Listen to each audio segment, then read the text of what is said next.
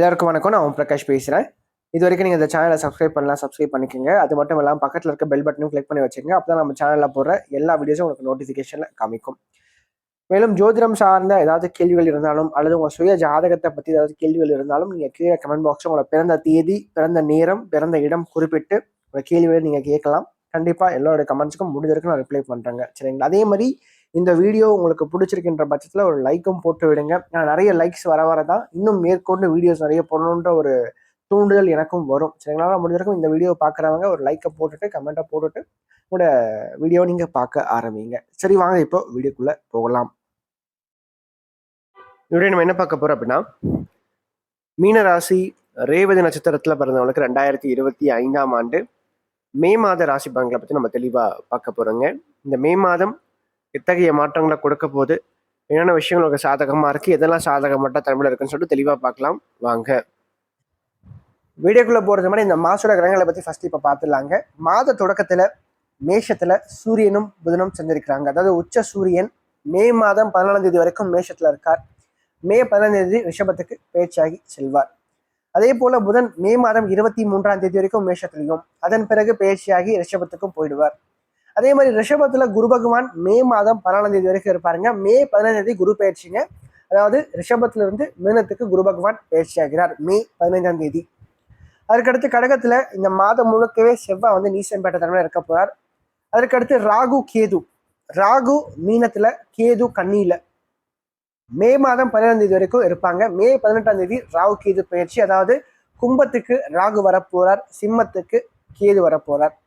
அதே மாதிரி மீனத்துல சுக்கிரன் இந்த மாதம் முழுக்கவே உச்சம் பெற்ற தன்மையில இருக்க போறார். கூட சனியும் பார்த்துக்கிட்டா இந்த மாதம் முழுக்கவே மீனத்துல சுக்கிரனோட சேர்ந்து இருக்க போறார்.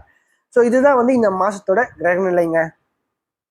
மீனராசி அதிபதி யாருன்னு பார்த்தீங்கன்னா குரு பகவான். மீனராசி கால புருஷனுக்கு 12வது ராசியா வருதுங்க. நட்சத்திரங்களை பொறுத்த வரைக்கும் மீனத்துல ரேவதி நட்சத்திரம் வந்து 3வது நட்சத்திரமா வரும். சரிங்களா?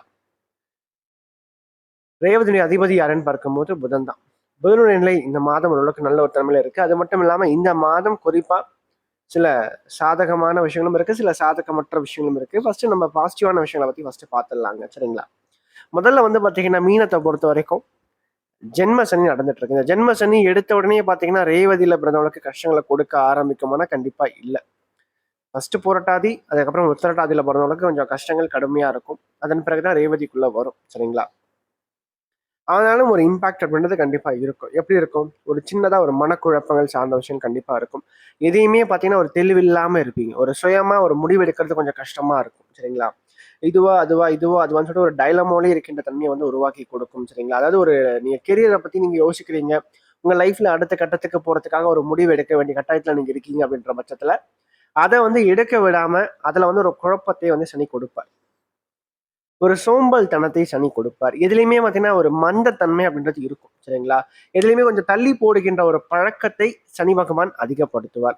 நாளைக்கு பார்த்துக்கலாம்னு சொல்லிட்டு எதையுமே கொஞ்சம் தள்ளி போடுகின்ற ஒரு வழக்கம், அது படிப்பு சார்ந்த விஷயத்திலும் சரிங்க, வேலை சம்பந்தப்பட்ட விஷயத்திலும் சரிங்க, தொழில் சார்ந்த விஷயங்களும் சரிங்க, சனி பகவான் கொடுப்பார். அப்படி இல்லைன்னா அந்த காரியத்துல நிறைய தடைகளை சனி கொடுப்பார். சரிங்களா? அந்த காரியம் நடக்க விடாம இருக்கிறதுக்கான என்னென்ன விஷயங்கள் செய்யணுமோ எல்லாத்தையும் சனி செய்வார். ஸோ இப்படியாக ஒரு தாமதம் சார்ந்த விஷயங்களை சனி வந்து ஏற்படுத்தி கொடுப்பார் அப்படின்னு சொல்லலாம். அது மட்டும் இல்லாம சுக்கிரனும் உடன் கூட இருக்கிறனால இந்த மாதத்தை பொறுத்த வரைக்கும் பார்த்தீங்கன்னா எடுத்த காரியத்துல சில தடைகள் ஏற்பட்டாலும் அந்த காரியமானது கைகூடும். குறிப்பா மார்ச் 2வது பகுதி உங்களுக்கு ரொம்ப சாதகமா இருக்கு. ஏன்னா ராசிக்கு 3ஆம் இடத்துக்கு சூரியன் வரார். 6ஆம் அதிபதி 3ஆம் இடத்துல மறையிறது ஒரு மிகப்பெரிய ஒரு பலம்ங்க. சரிங்களா? ஓரளவுக்கு மனசுல ஒரு நம்பிக்கையை கொடுக்கும்.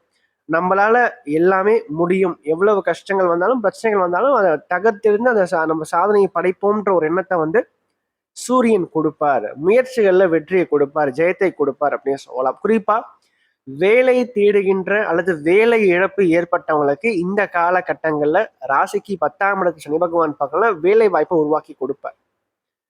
அதனால மனசு வருத்தப்படாதீங்க. சரிங்களா? வேலை இல்லாதவங்க கண்டிப்பா வந்து முயற்சி பண்ணும்போது கண்டிப்பா நல்ல வேலை கிடைக்கும். சரிங்களா? எதுவுமே பண்ணாம எனக்கு வேலை கிடைக்கணுமா? கண்டிப்பா கிடைக்காது.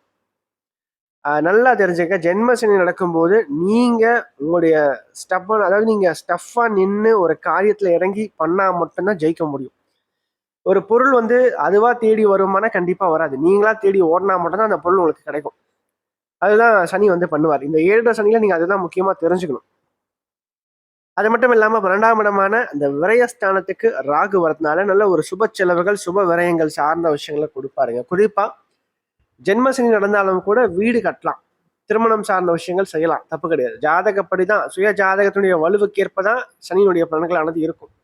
ஸோ அப்போ இந்த டைம்ல வந்து பாத்தீங்கன்னா வீடு கட்டுறது, வீடு வாங்குறது போன்ற சுப செலவுகள், சுப விரயங்கள் சார்ந்த விஷயங்கள் கண்டிப்பாக மீனத்துல, குறிப்பா ரேவதியில பிறந்தவங்க தாராளமா நீங்க மேற்கொள்ளலாம். சரிங்களா?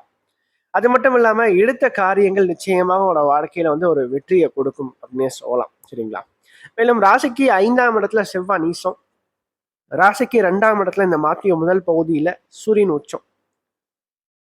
பொதுவா சூரியன் வந்து 2ஆம் இடத்துல உச்சம் பெற்ற தன்மையில இருக்கிறதுனால பேச்சுல கொஞ்சம் கவனம் வந்து நீங்க எடுத்துக்கணும். குடும்ப வாழ்க்கையில முக்கியமா வரக்கூடிய பிரச்சனைகள் எல்லாமே அந்த பேச்சு, கருத்து வேறுபாடுகளால தான் வரும். அப்ப நீங்க வார்த்தைகளை குறைச்சிக்கிட்டாவே இந்த காலகட்டங்கள் குடும்ப வாழ்க்கையை வந்து நல்லபடியா நீங்க நகர்த்தி கொண்டு போகலாம். இல்லைன்னா தேவையற்ற பிரச்சனைலாம் வந்து சிக்குவீங்க. ரெண்டாவது, வருமானம் சார்ந்த விஷயங்கள் எவ்வளவுதான் சம்பாதித்தாலும் சுப செலவுகள், சுப விரயங்கள் சார்ந்த விஷயங்கள் உறுதியாக உங்களுக்கு வந்து உண்டுங்க. சரிங்களா?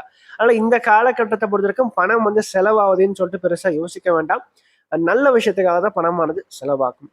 அது மட்டும் இல்லாம ஓரளவுக்கு கம்ஃபர்டபுளான ஒரு ஜோனுக்குள்ள நீங்க வந்து கண்டிப்பா லைஃப்பை வந்து கொண்டு போறதுக்கான சில விஷயங்களை குரு பகவான் செய்வார். அடுத்து மாணவர்களை பொறுத்த வரைக்கும் படிப்புல கொஞ்சம் மந்தத்தன்மையை உறுதியா கொடுப்பார். நீங்க என்னதான் வந்து நல்ல ஒரு எஜுகேட்டடான ஒரு பர்சனா இருந்தாலும் சரிங்க, நல்ல டேலண்டடான ஒரு பர்சனா இருந்தாலும் சரிங்க, இந்த காலகட்டத்தை பொறுத்த வரைக்கும் வாய்ப்பு கிடைச்சாதான் யாரா இருந்தாலும் சாதிக்கவே முடியும். தான் யார் என்பதை நிரூபிக்கவும் முடியும். அந்த வாய்ப்பு அப்படின்ற ஒரு விஷயமே உங்களுக்கு இந்த டைம்ல கிடைக்காது. வாய்ப்பு கிடைக்காம நம்ம எப்படி ப்ரூவ் பண்ண முடியும் நம்ம யாருன்னு சொல்லிட்டு, சரிங்களா? ஸோ அதுதான் வந்து இந்த சனி வந்து கொடுப்பார். சரிங்களா? அப்போ வந்து ஸ்டூடெண்ட்ஸை பொறுத்த வரைக்கும் கொஞ்சம் படிப்பு சார்ந்த விஷயங்களும் கொஞ்சம் தடைகளை கொடுப்பார், மற்ற விஷயங்களையும் கொஞ்சம் தடைகளை கொடுப்பார் அப்படின்னு சொல்லலாம். அப்போ எதுலையுமே வந்து பாத்தீங்கன்னா ஒரு டிஸ்ட்ராக்ஷன்ஸ் அப்படின்ற விஷயங்கள கொஞ்சம் உறுதியா உங்களுக்கு வந்து உண்டு. அப்ப நீங்க என்ன பண்ணணும் இந்த காலகட்டத்துல? இது எல்லாத்தையும் நீங்க தவிர்க்கணும். சரிங்களா? தேவையற்ற விஷயங்கள மனசை வந்து அலப்பாய விடக்கூடாது. அதிகமா ஹார்ட் ஒர்க் பண்ணணும். முயற்சிகள் அதிகமா நீங்க எடுக்கணும். நிறைய ஹார்ட் ஒர்க் பண்ணீங்கன்னா கண்டிப்பா உங்களால வந்து வெற்றி பெற முடியும் அப்படின்னு நான் சொல்லுவேன். குறிப்பா இந்த காலகட்டத்தை பொறுத்த வரைக்கும் குருவினுடைய நிலை சிறப்பா இருக்கு. 2வது ராகுவினுடைய நிலை சிறப்பா இருக்கு. இந்த இரு கிரகங்கள் ஓரளவுக்கு வலுவான தன்மையில நன்மை செய்ய கடமைப்பட்ட தன்மையில இருக்கிறனால நிச்சயமாக இந்த காலகட்டம் ஓரளவுக்கு ஏற்றத்தை வாழ்க்கையில உறுதியா கொடுக்கும். நல்லபடியா பயன்படுத்திக்கிங்க அப்படின்னு தான் நான் சொல்லுவேன். சரிங்களா? நன்றி. மேலும் இந்த வீடியோ உங்களுக்கு பிடிச்சிருந்தா லைக் பண்ணுங்க. பிடிக்கலன்னா நீங்க தாராளமா நீங்க டிஸ்லைக்கும் பண்ணலாம். சரிங்களா? அதே மாதிரி இந்த வீடியோ பத்தின ஏதாவது கேள்விகள் எதுவா இருந்தாலும் நீங்க கமெண்ட் பாக்ஸ்ல கமெண்ட் பண்ணலாம். அது நல்ல விஷயமா இருந்தாலும் சரி, கெட்ட விஷயமா இருந்தாலும் சரி, உங்களோட தோன்ற விஷயங்கள் நீங்க கமெண்ட் பாக்ஸ்ல கமெண்ட் பண்ணுங்க. அது சரியா இருந்தா இன்னும் எனக்கு பூஸ்டப்பா இருக்கும். அது தவறான ஒரு இதுவா இருந்தா நான் அதை திருத்திக்கிறேன். சரிங்களா? நன்றி, வணக்கம்.